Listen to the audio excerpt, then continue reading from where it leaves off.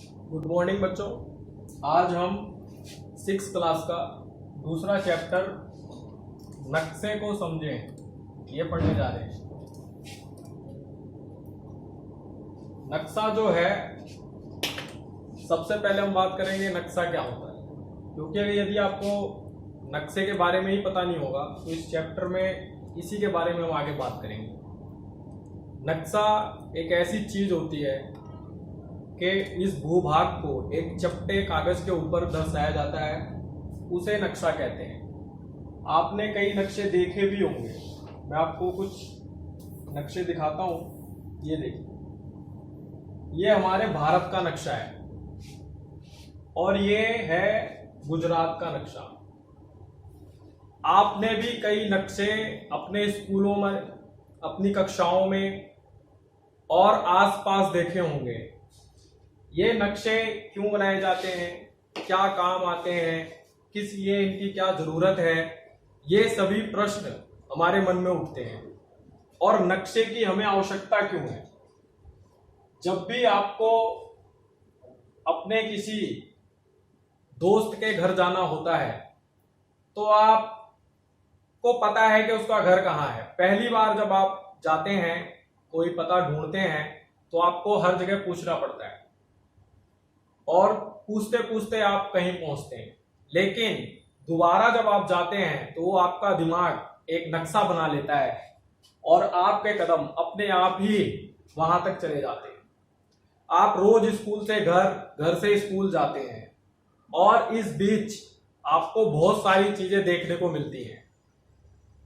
यदि किसी को स्कूल जाना हो और उसको स्कूल के बारे में ना पता हो तो आप उसको बता सकते हैं कि यहां से सीधे जाइए, सीधे जाके दाएं मुड़िए, दाएं से बाएं मुड़िए, वहां एक पेड़ आएगा, पेड़ के आगे एक मंदिर आएगा, मंदिर से दाएं घूमिए।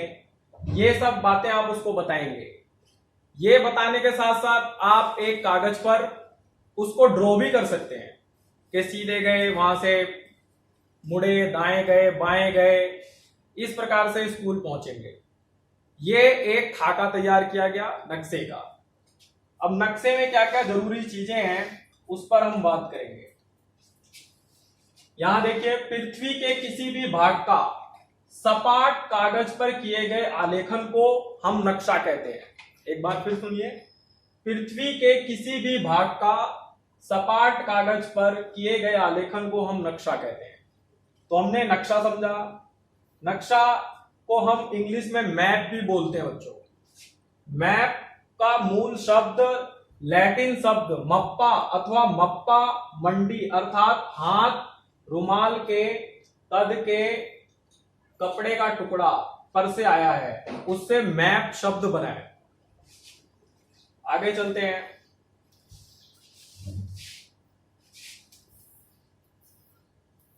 ये कुछ नक्शे आपको दिखाई दे रहे हैं यहां पर। अब हम बात करेंगे नक्शे के अंग। नक्शे में क्या क्या होता है। नक्शे में एक्चुअली 3 चीजें यहां पर आपको समझनी है। अगर ये 3 शब्द आप समझ गए तो पूरे पाठ को आप समझ जाएंगे कि नक्शे में 3 अंग कौन से हैं। पहला है दिशा।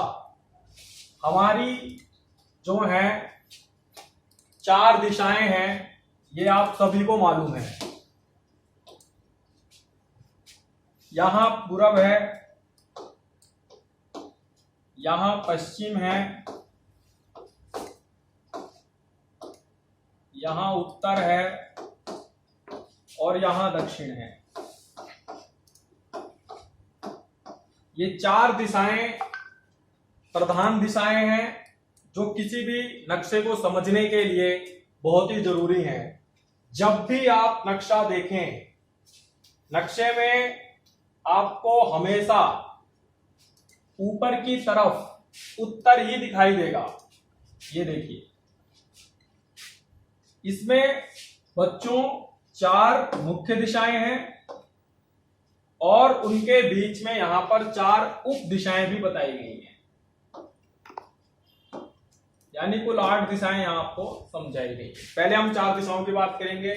नक्शे में हमेशा ऊपर की तरफ उत्तर होता है, उसके दाईं तरफ पूरब है और बाईं तरफ पश्चिम है और नीचे दक्षिण होता है। यहां उत्तर और पूरब के बीच में ईशान कोण, पश्चिम और उत्तर के बीच में वायव्य, पश्चिम और दक्षिण के बीच में नैऋत्य और पूरब और दक्षिण के बीच में अग्नि कोण है। ये मुख्य 8 दिशाएं नक्शे में काम आती हैं। अब नक्शे के बाद आगे हम बात करेंगे पैमाना। पैमाना क्या होता है? दिशा हमने जानी बच्चों, 4 दिशाएं मुख्य। आगे हम पैमाने की बात करेंगे। पैमाना क्या होता है? पैमाना, आपके पास स्केल है, आप स्केल का इस्तेमाल गणित में या लाइन खींचने के लिए करते हैं। उस स्केल पर कुछ बिंदु नोट किए जाते हैं, 1 इंच 2 इंच। ऐसे ही पैमाना, नक्शे में पैमाना यूज होता है। कोई भी नक्शा है बिना पैमाने के नहीं बनाया जा सकता। ये भारत का नक्शा है, यहां मैं आपको पैमाना दिखाता हूं। ये है पैमाना बच्चों, ये पैमाना है। ये पैमाना बता रहा है, यहां लिखा है किलोमीटर, 0 से 200, यानी अगर 200 किलोमीटर के क्षेत्र को यहां सिर्फ 1 इंच में दर्शाया गया है बच्चों, इसको पैमाना बोलते हैं। समझिए इसको ध्यान से। 1 इंच अगर नक्शे पे आप चले, मान लीजिए मैं ये चला 1 इंच, ये 1 इंच अगर मैं नक्शे पे चला तो पृथ्वी पे मैं कितने किलोमीटर चला? 200 किलोमीटर चला। कितने किलोमीटर चला? 200 किलोमीटर। यानी पैमाना उसे हम कहेंगे जो वास्तविक स्थिति को नक्शे पर छोटी स्थिति में दर्शाता है। अगर 1 इंच इस भारत के नक्शे पे हम चलेंगे तो हम वास्तव में 200 किलोमीटर चल रहे हैं वास्तविक पृथ्वी पर। यह पैमाने की बात हुई। पैमाने के बाद जो तीसरा शब्द है वो है रूढ़ चिन्ह। रूढ़ संज्ञाएं यहां लिखा है। रूढ़ चिन्ह, रूढ़ चिन्ह क्या होते हैं, नक्शे में कैसे यूज किए जाते हैं, कैसे बनाए जाते हैं? अब मान लीजिए आपका स्कूल है या वहां पर पेड़ आ गए, रास्ते में कोई सड़क आ गई, तो वैसा ही सड़क वैसा ही पेड़ हम यहां ड्रॉ नहीं करते बच्चों, वैसे ही चित्र यहां पर नहीं बनाते हैं। यहां हम कुछ चिन्हों का प्रयोग करते हैं जो आपने अक्सर देखा होगा। ये देखिए इस प्रकार से, ये हैं रूढ़ी चिन्ह, इनको हम रूढ़ी चिन्ह बोलते हैं। यहां पर ये मंदिर है, इस प्रकार से किसी भी नक्शे में अगर ये चित्र दिखाई देता है तो हमें पता चल जाएगा ये मंदिर है। ये देखिए सड़क जा रही है, सड़क के बीच में लाइनें हैं, यानी ये कच्ची सड़क है। यहां कोई लाइन नहीं है, यानी ये पक्की सड़क है। ये कुएं का रूढ़ी चिन्ह है। इन चिन्हों के माध्यम से हम नक्शे को समझ सकते हैं। तो नक्शे को समझने के लिए नक्शे के 3 अंगों को समझना बहुत जरूरी है। पहला है दिशा, दूसरा है पैमाना और तीसरा है ये रूढ़ी चिन्ह। यदि आप इनको समझ गए तो आप नक्शे को आसानी से समझ सकते हैं।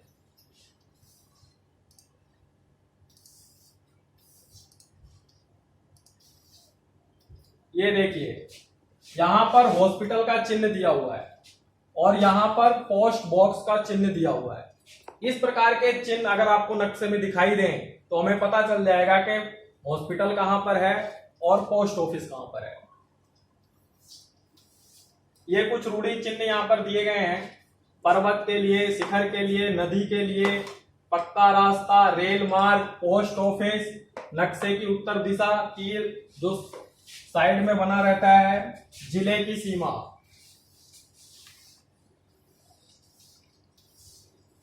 आगे आपको एक नक्शा बनाना है अपनी नोट में, अपने घर से अपने स्कूल तक का।